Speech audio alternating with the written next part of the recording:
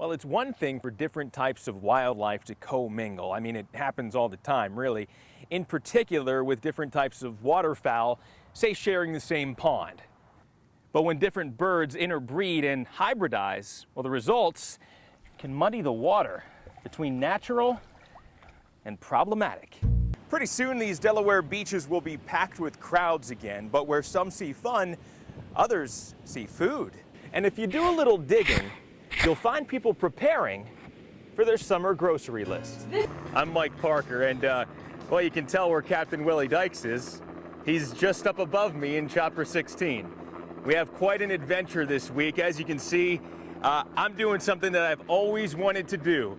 Finally got a chance, thanks to our friends at Delmarva Balloon Rides, to take off from just outside of Ridgely, Maryland, and we've been hovering here at about 1,500 feet in this gorgeous, brand new hot air balloon, just taking in the sights.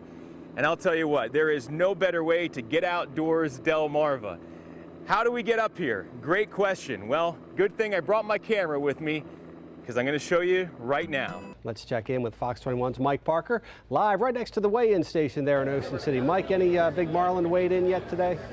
Guys, we did have a marlin weighed in just a few minutes ago, the first out of the two first days of the tournament. But right now, let me draw your attention to what is now known as the fourth largest tuna ever caught in the 38-year history of the White Marlin Open, caught aboard the Pipe Dreamer by this man that joins me right now. Sir, may I have your name? Chip Caruso. All right, Chip, tell me about this big tuna you just brought in. What do you want to know? Well, we know it's first place at 279 pounds.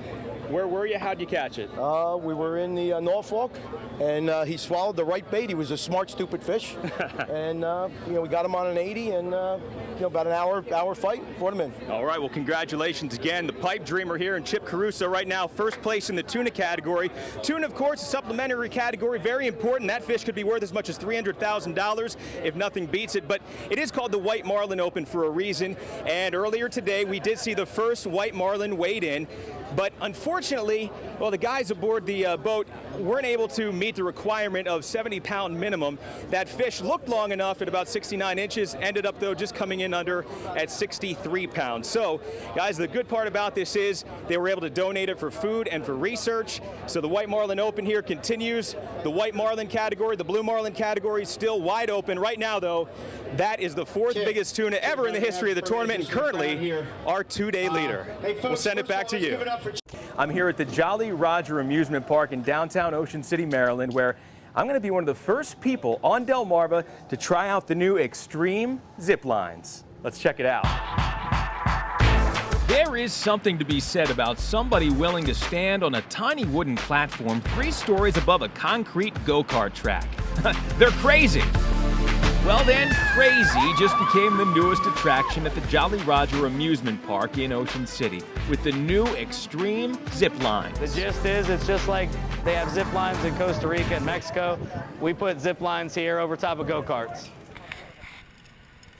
For this story, we'll be giving you an extreme first-person perspective of what it's like to strap up, latch in, and swoop down a course of zips.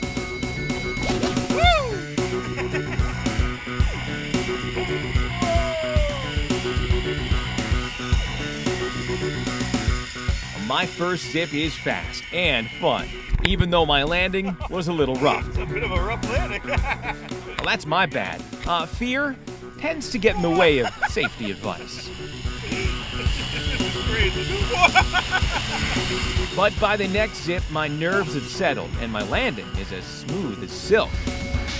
Those first 2 zips were killer, a lot of fun. Now it's time to hit some obstacles. We're talking cargo net here. And it's a lot tougher than it looks. When I reach the top, I'm ready to put the camera in somebody else's hands for a bit.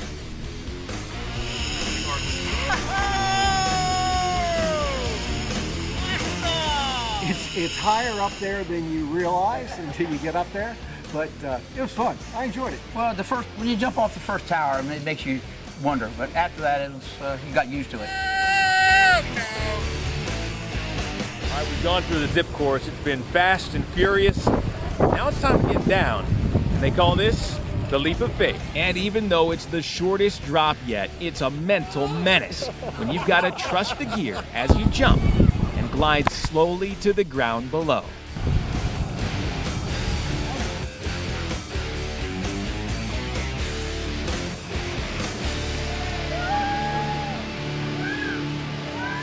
And get outdoors, Delmarva. Well, this is the 7th year for the Diamond Jim Contest, part of the greater Maryland Fishing Challenge. And what that means is if you catch a striped bass with a specially marked tag like this, well, you could walk away with as much as $25,000. Thursday morning, I hopped aboard a boat called the Nancy Ellen with Captain Bill Fish, a few members of the Maryland DNR Fisheries Service, and some lucky kids. We were one of 9 boats on the bay today, trolling for rockfish, which were then fitted with specially numbered tags.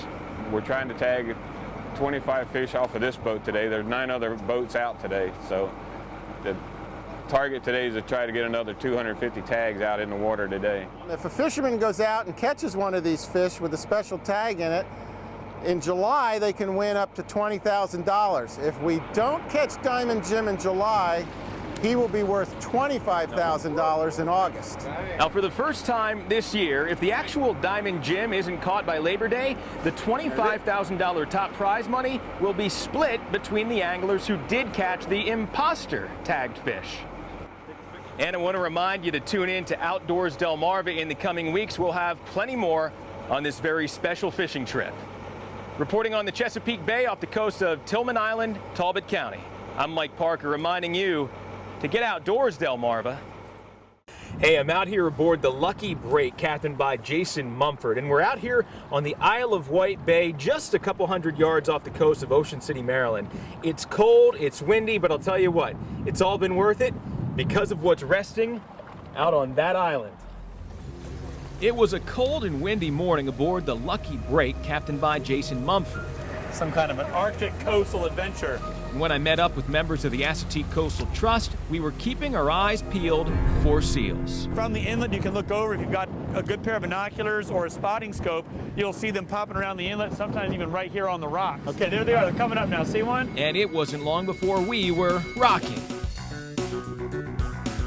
Just a few hundred yards north of the Route 50 bridge, there was no mistaking a rather plump profile on the banks of a small sandy island. We've got one up there sunning, and there's a couple others here bopping around checking us out in the water, keeping our respectful 100-yard distance, which is mandated by the Marine Mammal Protection Act, and they seem pretty chill. And we want them to feel comfortable here. We want them to keep coming back. It's a good sign that they like our coastal bays.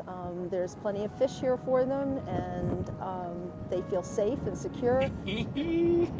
Seal sightings off Delmarva are nothing new, but most experts will agree there's more these days, and several types. Harbor, harp, hooded, and gray seals have all been documented from Delaware down to the Carolina coast. Federal protection from hunting has increased both population and their migratory habitats. So there you go, add seal watching to the ecotourism business here around the coastal bays of Maryland. Hopefully it's something we can enjoy for many, many years to come. Reporting from the Isle of Wight Bay in Worcester County, I'm Mike Parker, reminding you to get outdoors, Delmarva.